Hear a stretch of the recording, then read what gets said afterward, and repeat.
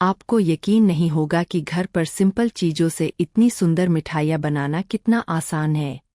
और ये मिठाइयाँ खाने में बहुत स्वादिष्ट होती हैं। एक बार जब आप इन्हें बना लेंगे तो आप इन्हें बार बार बनाना चाहेंगे। ये बहुत सिंपल चीज़ों से बनती है और ये बहुत कम खर्च में तैयार हो जाती है। ये खाने में बहुत स्वादिष्ट होती है। आप इन्हें घर पर बनाएंगे तो ही समझ पाएंगे। मुझे उम्मीद है कि ये आपको बहुत पसंद आएंगी। अगर आप इन्हें घर पर बनाते हैं तो मुझे कमेंट बॉक्स में बताना न भूलें कि आपको ये कैसी लगी। मिठाइयाँ बनाने के लिए मैंने पाव रोटी के 5 पीस लिए हैं और इनमें से कई कटी हुई पाव रोटी सिर्फ 5 पीस से तैयार की जा सकती है। यहाँ लगभग 20 मिठाइयाँ बनाई जा सकती हैं। ये खाने में बहुत स्वादिष्ट होती है। आप घर पर बहुत कम चीज़ों से कई मिठाइयाँ बना सकते हैं। अब मैं कटी हुई पाव रोटी को इस तरह 4 हिस्सों में बांट रहा हूँ।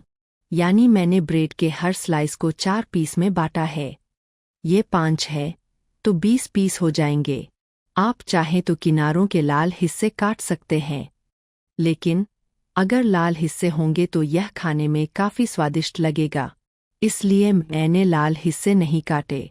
इस तरह मैंने सभी पावटी को टुकड़ों में काट लिया। मैंने एक पैन में थोड़ा सा सफ़ेद तेल लिया। तेल डालने के बाद आंच मीडियम से तेज होनी चाहिए और इसे बहुत अच्छे से गर्म होना चाहिए।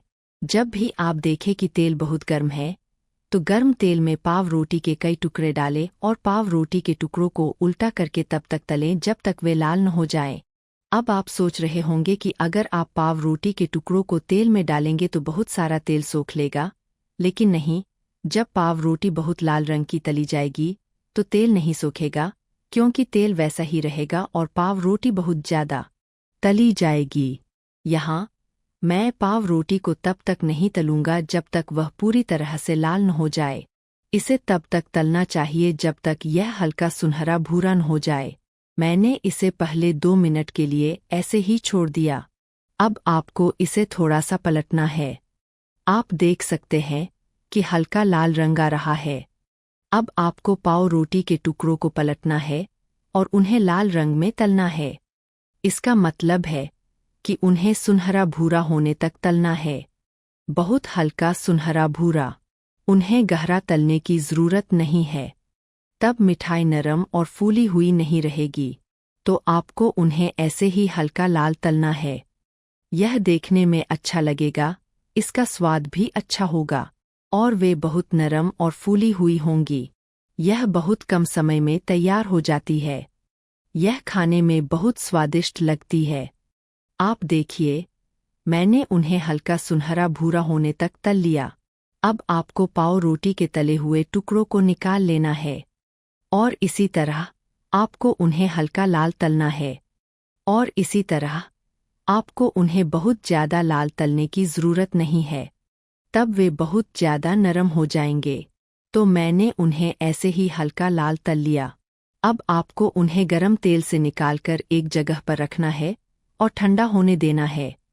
मैं पाव रोटी के बाकी सभी टुकड़ों को इसी तरह डाल दूंगा और आपको उन्हें पलटना है और उन्हें तब तक तलना है जब तक कि वे लाल और फूले हुए न हो जाएं। मैंने आंच तेज रखी है, लेकिन इसे धीमी आंच पर नहीं तला जा सकता है। पाव रोटी के टुकड़ों को तेज आंच पर तलें, तब तेल नहीं जलेगा। इस तरह आपको पाव रोटी के टुकड़ों को तेज आंच पर रखना है और आपको उन्हें बारी बारी से तब तक तलना है जब तक कि वे लाल न हो जाएं। इसी तरह मैंने आंच को मध्यम से तेज कर दिया। अब मैं पाव रोटी के टुकड़ों को लाल होने तक तल रहा हूँ। फिर मैं आपको दिखाता हूँ। इसी तरह मैंने पाव रोटी के टुकड़ों को बारी बारी से तब तक तल लिया जब तक कि वे लाल न हो जाएं। अब मैं उन्हें निकालकर एक तरफ रख रहा हूँ। पाव रोटी के सभी टुकड़े लाल हो गए हैं। अब आपको उन्हें एक तरफ रखना है। अब आप चाहें तो उन्हें ठंडा कर सकते हैं।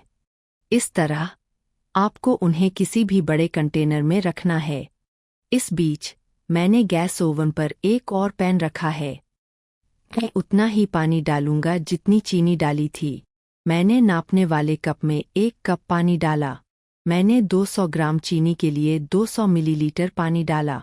इसे अच्छे से मिलाएं। आंच को मीडियम से तेज कर दें। अब चीनी के पिघलने का इंतज़ार करें।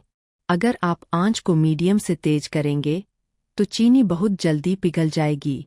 और इसे थोड़ा चलाएं ताकि चीनी नीचे न चिपके। मैंने इसे लगभग 2 मिनट के लिए मीडियम से तेज आंच पर छोड़ दिया। आप देख सकते हैं कि चीनी पिघल गई है। अब तेज आंच पर 2 से 3 मिनट तक चाशनी को उबालें, ताकि चाशनी थोड़ी क्रंची हो जाए और ताकि चाशनी थोड़ी गाढ़ी हो जाए। उसके लिए मैंने चाशनी को और 2 से 3 मिनट तक अच्छे से उबाला। चाशनी पूरी तरह से तैयार है। अब आंच बंद कर दें और इस गर्म चाशनी को सभी तले हुए ब्रेड के टुकड़ों पर डालें। इसमें ब्रेड के टुकड़े चीनी को अच्छी तरह सोख लेंगे और काफ़ी नरम और फूले हुए हो जाएंगे।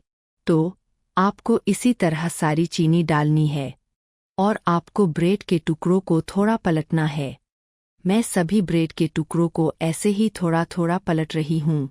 अगर आप चीनी को अच्छे से मिला देंगे तो यह काफ़ी नरम और फूला हुआ हो जाएगा। इसे अच्छे से पलटने के बाद आपको इसे लगभग 10 मिनट के लिए ऐसे ही छोड़ देना है, ताकि ब्रेड के टुकड़े चीनी को अच्छे से सोख लें और यह काफ़ी नरम और फूला हुआ हो जाए। आपको इसे बीच बीच में पलटना है ताकि सभी टुकड़े चीनी को अच्छे से सोख लें। मैं इसे 10 मिनट के लिए छोड़ रही हूँ और इस बीच मैंने एक पैन में आधा लीटर दूध लिया है। मुझे दूध को अच्छे से गर्म करना है, लेकिन यहाँ मैंने दूध को पहले ही गर्म कर लिया था। इसलिए जब भी मैं देखूं कि दूध थोड़ा गर्म हो गया है तो मुझे आंच पूरी तरह से बंद कर देनी है और इसमें आपको थोड़ा सा पाउडर मिल्क मिलाना है। यहाँ मैंने 50 जी पाउडर मिल्क मिलाया है। पाउडर मिल्क मिलाने से इसका टेस्ट बहुत अच्छा आता है और मलाई बहुत जल्दी तैयार हो जाएगी। आपको पाउडर मिल्क को धीमी आंच पर बहुत अच्छे से मिलाना है। जब आप पाउडर मिल्क को धीमी आंच पर मिलाते हैं तो उसमें गांठें नहीं पड़ती, इसलिए आपको पाउडर मिल्क को धीमी आंच पर बहुत अच्छे से मिलाना है। पाउडर मिल्क बहुत अच्छे से मिल गया है। आंच धीमी है। अब मैं 1 चुटकी केसर मिला रही हूँ। केसर मिलाने से कलर बहुत अच्छा आएगा। आप चाहे तो डाल सकते हैं या नहीं भी डाल सकते हैं। और मैं 50 जी चीनी मिला रही हूँ। ज़्यादा चीनी मिलाने की ज़रूरत नहीं है, चूँकि पाउडर मिल्क मिलाया गया है और चूँकि चीनी की चाशनी पहले से ही भीगी हुई है, इसलिए मैं मलाई को बहुत कम मीठा बना रही हूँ।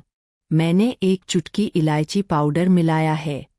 अब आपको सब कुछ एक साथ बहुत अच्छे से मिलाना है। मैंने यहाँ इलायची पाउडर मिलाया है। आप चाहे तो 3 या 4 साबुत इलायची भी डाल सकते हैं। सब कुछ अच्छे से मिला लें और चीनी के पिघलने का इंतज़ार करें। मैं आंच मीडियम से तेज कर रहा हूँ।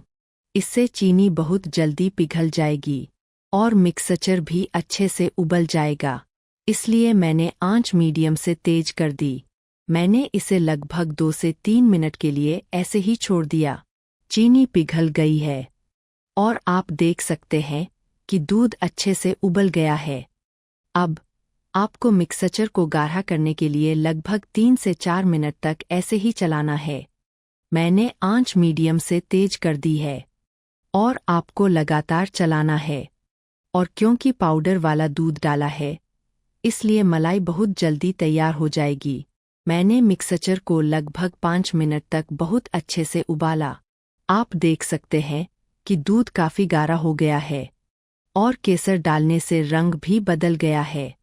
मलाई बहुत बढ़िया दिखने के लिए तैयार है। मैं इसे इससे ज़्यादा गाढ़ा नहीं करूँगा, क्योंकि ठंडा होने पर आइसिंग गाढ़ी हो जाएगी। अब आंच बंद कर दें और आंच बंद करके मलाई को एक तरफ रख दें। इस बीच मैंने जो पाव रोटी के टुकड़े चाशनी में रखे थे वे लगभग पिघल गए हैं और पाव रोटी के टुकड़े चाशनी में बहुत अच्छे से पिघल गए हैं और बहुत नरम और फूले हुए हो गए हैं। पाव रोटी के टुकड़े नरम और फूले हुए होने पर पूरी तरह से तैयार हैं। इन्हें किसी भी सर्विंग बाउल में निकाल लें। पाव रोटी के टुकड़ों को सर्विंग बाउल में निकालने के बाद मैंने जो मलाई तैयार की है उसमें से सारी मलाई फैला दें। फिर इसे लगभग 10 मिनट के लिए ऐसे ही छोड़ दें। मलाई भी बहुत अच्छे से पिघल जाएगी। अगर आप इसे ठंडा खाना चाहते हैं तो आप इसे फ्रिज में रखकर ठंडा कर सकते हैं। मैं ऊपर से थोड़ा सा पिस्ता पाउडर फैला रही हूँ। यह बहुत अच्छा लगेगा। आप चाहे तो इसे डाल सकते हैं या नहीं भी डाल सकते हैं। यह पूरी तरह से ऑप्शनल है। और इस स्वादिष्ट पाव रोटी डेजर्ट रेसिपी को आखिर तक देखने के लिए आपका बहुत बहुत धन्यवाद। आप इसे घर पर बनाकर देख सकते हैं। छोटे से लेकर बड़े तक सभी को यह बहुत पसंद आएगी। और अगर आपको यह मीठी रेसिपी पसंद आई, अगर आप फेसबुक पर रेसिपी देख रहे हैं तो प्लीज़ पेज को फॉलो करें। अगर आप इसे यूट्यूब पर देख रहे हैं तो प्लीज़ चैनल को सब्सक्राइब करें। नई रेसिपी के अपडेट सबसे पहले पाने के लिए इसके आगे बेल आइकन दबाएं। तो मैं वीडियो यही खत्म कर रहा हूँ। मैं आपसे फिर मिल रहा हूँ एक नए वीडियो के साथ।